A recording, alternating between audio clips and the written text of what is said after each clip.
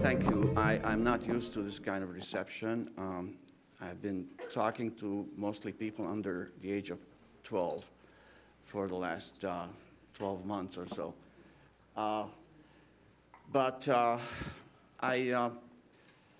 I think this is a kind of an appropriate kind of morning here in the hills, the fog and the darkness, for the kind of topic that I have to deal with, although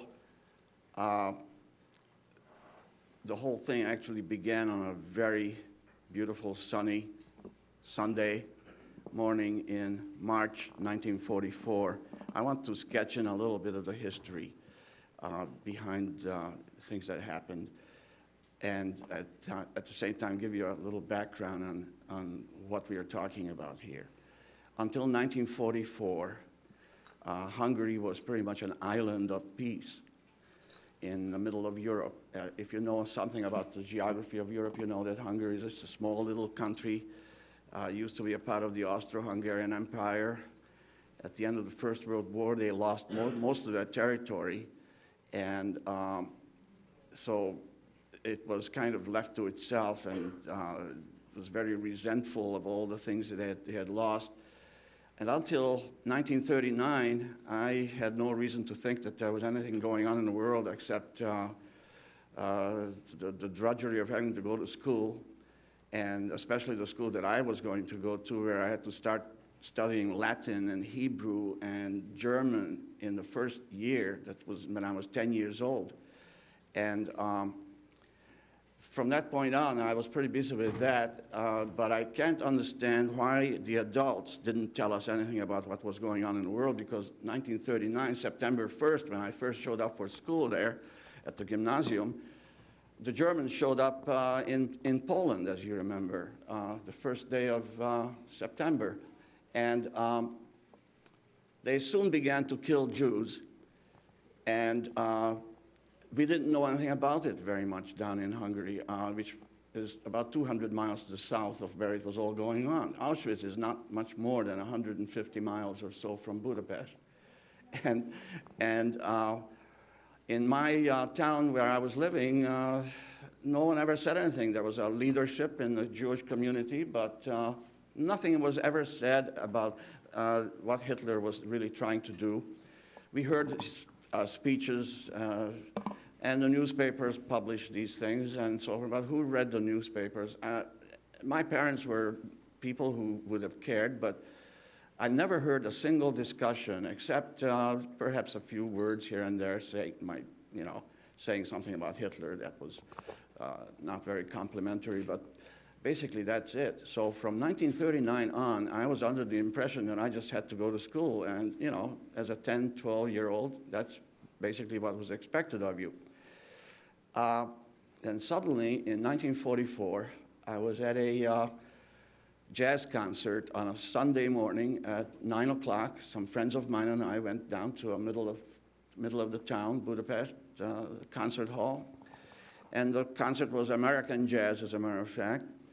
And by the time we came out, about noon, by the way, the concert was not interrupted, but by the time we came out, the streets were glinting with German motorcycles with the sidecars and German tanks.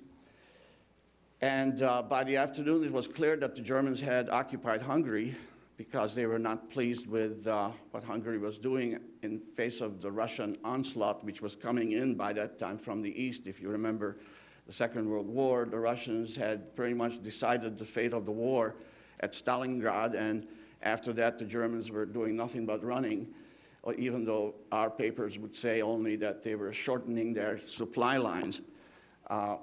And which reminds me, to those that are students here, an important reminder: learn how to read between the lines.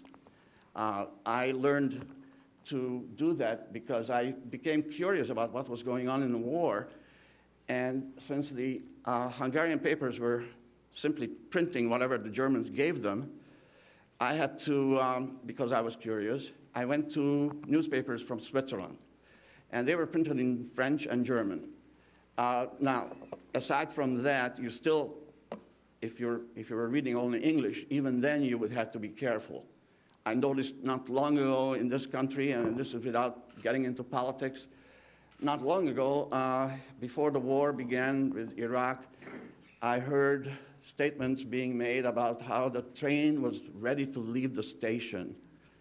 I wondered how many people realized that the train was referring to bombers and the station was Iraq, or was here, and that the destination was Iraq, and that the bombers were going to drop bombs, and that was really the beginning of a war. The train was ready to leave the station. And things of that kind, you have to be able to read between the lines to know what's going on, what is really going on, because if you live through the kind of thing that went on in Europe, the propaganda was something that teaches you to do that. So as I was saying, by that time, from March 19th, 1944, a beautiful sunny day, everything began. Until then, it was all peace, and you could ignore the rest of the world. A couple of months later, the deportations began from the small cities of the countryside, the small towns, where people were completely defenseless. I lived in Budapest, which had 120 to 150,000 Jews, and we were not so easy to handle, and that's what's partly saved my life.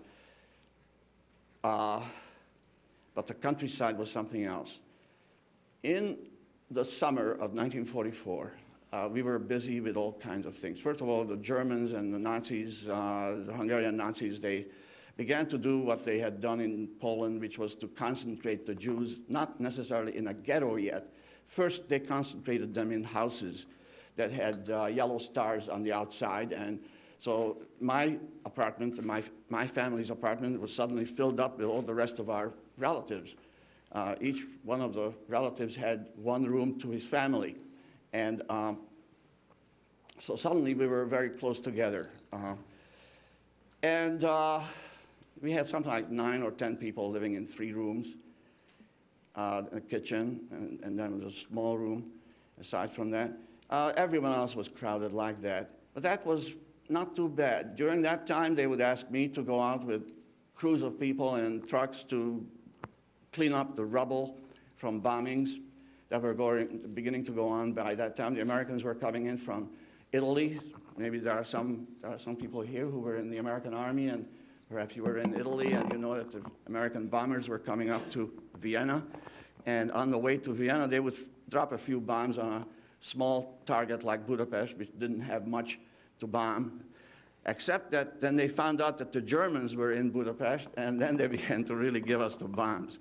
And I spent some time sticking my head out through one of those mansard windows in the apartment building that we were living in, because you had to take turns. You'd go up there and stick your head out and see if there was a fire going on in next door buildings, or a bomb maybe hit something, and so forth. And so little by little, the war mentality and psychology began to take over.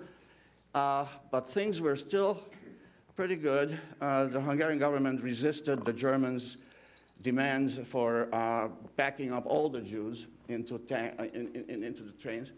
And so until October, which was the turning point at which a completely outspoken Nazi government, a Hungarian Nazi government, took over from the older, more traditional people that used to run it. And they gave in to the Germans' demands. And there was a ghetto built, and lots of people from the Jewish community were moved into the ghetto, and it became about 70 or 80,000 people in the ghetto. In my own family, at 5 o'clock in the morning one day in October, they came to our house, and every man from 16 to 55 had to go downstairs, and that included me at that point. I was just past 16. And they took us out of town. We marched out of town to dig ditches, because the Russians were within 20, 30 miles to the east of Budapest. And that was our great hope, of course, that they would make it in soon. But we still had to go out there and do the digging against the tanks and so forth, and that was a very rainy season. And here's where one of the great turning points in my history. I have to tell you about this because this involves just about everything, the role of women, my admiration for kind of a newfound admiration. Hungary is a very patriarchal society, as most societies are in the eastern part of Europe and perhaps in the West too. But, you know, girls, women, they're definitely second-class citizens, and when it comes to anything, education or anything else. But I learned, because after about 5 or 6 weeks of digging ditches and marching around in the rain and so forth, without food, I ate a lot of rotten tomatoes that tasted wonderful, and carrots and things of that kind, because the farm fields that were around, that was about the only place where you can get anything to eat. They would give you some, the soldiers would give you some soup that it had nothing in it. So there was nothing really for nutrition. Anyway, we ended up on an island in the Danube, which was an industrial island just south of Budapest, and sitting in the mud and waiting for being shipped out. We knew that. There was about 20,000 men sitting there, and in clumps of a few hundred. And my uncle and I, he was 55, and he had heart trouble, and he still had to go out there with me. And the two of us were sitting there in the mud, and we knew that that was whatever was coming was it. And this went on for 2 days. It was raining, and we were sitting in the mud, and hardly anyone was talking. Picture this for yourself. These were educated Budapest middle-class citizens who had no idea why they were doing this, why they were there. I mean, they were not like me. I was a kid. And to some extent, to me, that was partly an adventure. I mean, I don't know how to explain this, but it was. And partly an adventure, partly at times very serious, because at one point when I was marching in the cities, in the streets of the city, another column came across us, marching in the opposite direction, and right in the front row, my favorite teacher. He was carrying a spade on his shoulder, the same as we were, but he was marching. I never saw him again. It's the kind of, you know, you just live through it like an adventure when you're 16, you know. You don't think about the serious aspects of it. I mean, there was a bombing going on in Budapest. I was sitting on a hill about 20 miles away. I could see that my neighborhood was getting bombed. My mother was there. And frankly, I watched it with horror, and I had no idea that, no, there's nothing I could do. And slowly you get used to the idea there's nothing you can do, and that you have to do whatever you can at any moment to save yourself. This eats into you, you know, this psychology of being completely ready at any moment to change directions, to be one of those halfbacks that can, you know, go down the field and no one can ever catch him. You had to be that way. I got that idea pretty soon after that. Anyway, we were sitting in the mud and completely resigned to our fate. When suddenly, I heard, and my uncle also heard, someone calling names. A soldier walking between these clumps of men down in the mud, calling out 2 names. And guess what? As they came closer and closer, we heard that it was our name. It was my name and his name first, my uncle's name. And of course, we jumped up and asked, what? He said to follow him, so we did. And he took us to a little hut that was not too far away from there. And in the hut, there was a desk, and behind it, there was a high-ranking Hungarian officer in his uniform. And the officer, whether he was a colonel or whatever, he didn't look up right away, but when he did, he looked at my uncle, and with an expression on his face that I'll never forget, He said to my uncle, "Where did you find her?" Just like that. Her. And my uncle was just as puzzled as I, but I think he had an idea because he knew his wife, my aunt, Mariska. And the officer explained that she was here and that you were going back home because of her. And the next step was that he told the soldier, the one that brought us into the hut, to take us a few steps over a bridge where there were streetcars, the regular Hungarian city streetcars in Budapest, which the soldier he put us on it. And from that point on, we went back into the city. And I tell you, we never found out. I talked to my aunt. I wrote to my aunt who lived in Australia after the war. She survived. I wrote to her and asked her what happened, what brought this out? I mean, how did this happen? Can you hear? I'm sorry. I'm not. Could you hear me back there? Okay. And she would only tell me that she was thrown into a dungeon, and somehow I never quite got a satisfactory story, a story that I wish I could tell you word for word if she had told me something more. But she had been thrown into a dungeon. I always imagined that she went out there with a large plate with a turkey on top of it, the kind that you fix at home, you know, at Thanksgiving here. I had a feeling that that's what she did, you know, and that she walked into this officer's office and she brought him everything that she could cook, that she could do. That's the kind of woman she was. And I just imagined that that's what happened. I don't know what the story actually was. But we were taken back into the city. The 20,000 who were sitting in the mud, they either had to march or they were put into trains. And they ended up in Austria in a camp, in one of the concentration camps. And this was one of the 3 or 4 times when something completely unexplainable happened that pulled me out of a situation that was hopeless.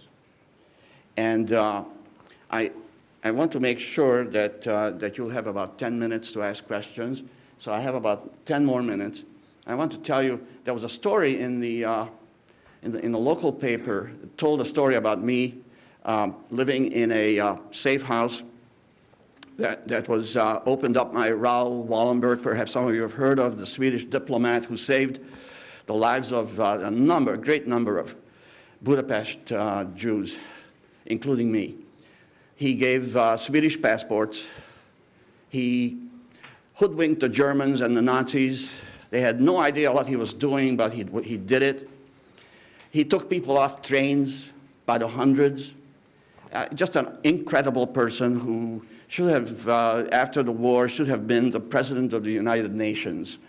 And yet, instead of that, he was arrested by the Russians because they thought that he was an American spy living in Hungary, and he disappeared. I don't think there was ever a satisfactory answer as to what happened to him. Raoul Wallenberg, his name is on that little street next to the Holocaust Museum in Washington. If you go to that museum in Washington, you'll see that right next door to it, there's a little lane. It's called the Raoul Wallenberg Lane. He gave me a passport with his own hand on the street, with my mother standing next to me. And she put me into this house, into the safe house, because she was going to hide under Christian papers with her mother, my grandmother, her sister, an aunt of mine, Olga, and my aunt's daughter, Judy, who was the same age as I was, the 4 women alone. They all bought these papers. And they lived in the city, so that basically I don't like to attribute this to my mother's idea that she wanted to make sure that she could feed me, but she had lost her husband, and she had lost her older son. And so I think she was trying to save me, and I can't talk about this, but The fact is that I lived in that safe house, and in the paper, local paper, the story was told as to how I kept myself going, because the people who moved into the safe house had their own food. They took flour, whatever, with them. And me, being alone, I didn't have any preparation like this. And my mother knew that, so she had to bring me food almost on a daily basis, and she did. She walked through the bombing, and she would supply me with food. This went on, and for a while, then she didn't show up, and that's when I took the chance on taking the bread out to the bakery that the story was told in the paper, that I got a half a bread out of it.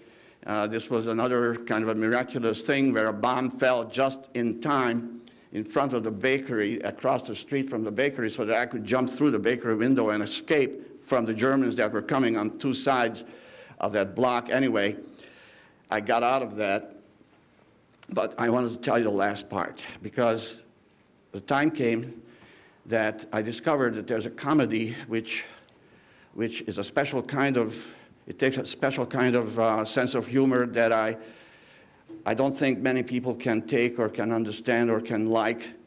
And I have to, at this point, I want to give my wife credit, because, you know, I survived the Holocaust, but that only took 4 months. She survived me for 52 years, and she's right here.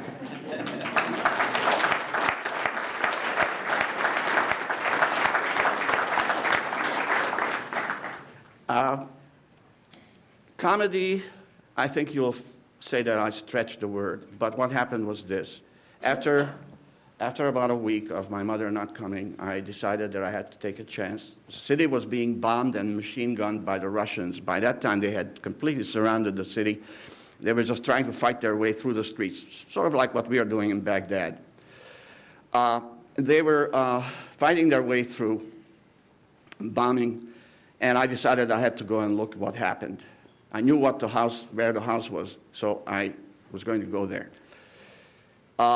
It was at night, and it was snowing, and it was colder than what, you know your own sayings for that. And I was walking on this very broad avenue in the direction of the house, having escaped from a group that was cleaning up rubble, and I pretended that I was going to go with them, but I escaped from them during the confusion, and I was going to the house. And on this broad avenue, I'm walking next to the buildings as close as possible, not having a yellow star on, obviously, because that was the last thing I wanted to be identified for. So I'm staying close to the buildings, and therefore I didn't look up, and through the snow I didn't see that there was this gendarme standing in the middle of the road, middle of this avenue, and he was watching to see what he could get.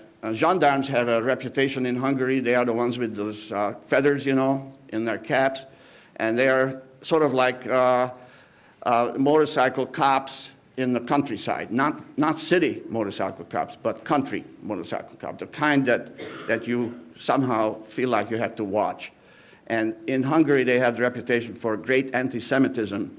And, you know, they're from the country. And this guy was about 7 feet tall, or he seemed that way to me. And he had a mustache, black and up to here. And he called me over, okay? And I, you know, another situation. It was just the kind of situation that I was getting used to.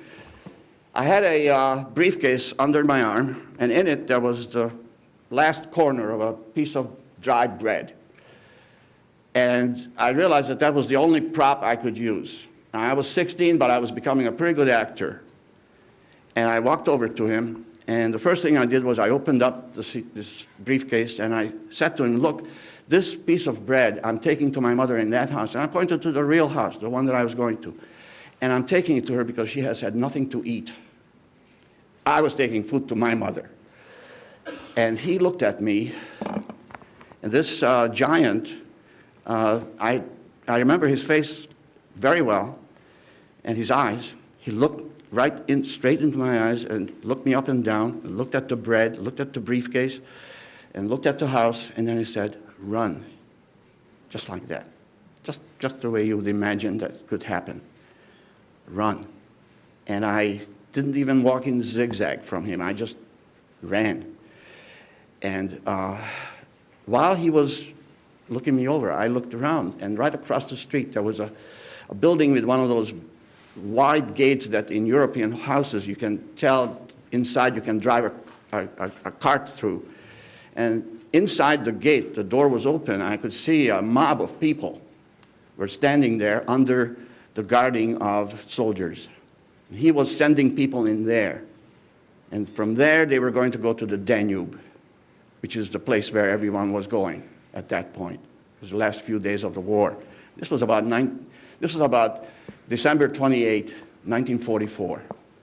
By January 8, Budapest was liberated, okay? So we were that much away from. So I went over to the house. I got there. I go into this house, and I shivered with anxiety, and I cannot tell you as I went in there because I knew something must be wrong, and I didn't see anyone upstairs. There was no answer at the door upstairs where their apartment was. So I went down where I knew everybody would be during a bombing, which was the basement where the air raid cellars are. So I went down there, and the superintendent of the building looked me over, came over to me, and as he looked me over, I could see that there were several other men coming out of the air raid cellar and beginning to edge their way on my two sides. And so I very quickly asked him what happened to that family that lived in such and such an apartment. And oh, he said, they were taken away in a truck. And I said, when? And he told me. And by that time, there were these other men that were coming closer. And I realized at that point, it went through my mind, anyone coming in and looking for someone that had to be taken away on a truck is not going to look very good. So I began to back out. And I backed out just in time. I got out of the building. But afterwards, to get back to what I mean by comedy, the kind of comedy that, not real comedy, but sort of what life is about, I reflected on it years and years later that this gendarme that did me such a favor, saved my life. What did I learn because of it? Which I didn't want to learn. That was it. And if you call that comedy, then I tell you something, don't watch Robin Williams, because that's not going to be funny. But I call it comedy in the sense that life does things for you and to you that you have no idea the meaning. It's all uncertainty. It's all uncertainty. And for that reason, you have to grab the minute when you have certainty, you have to speak up.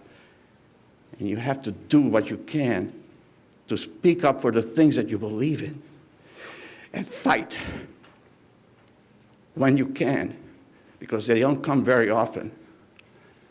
That's all I can tell you about my life, because that's all there is to it. Since then, I've invented myself over and over again, and people now think that I am that person that you see on the posters out there with the credentials and all of that.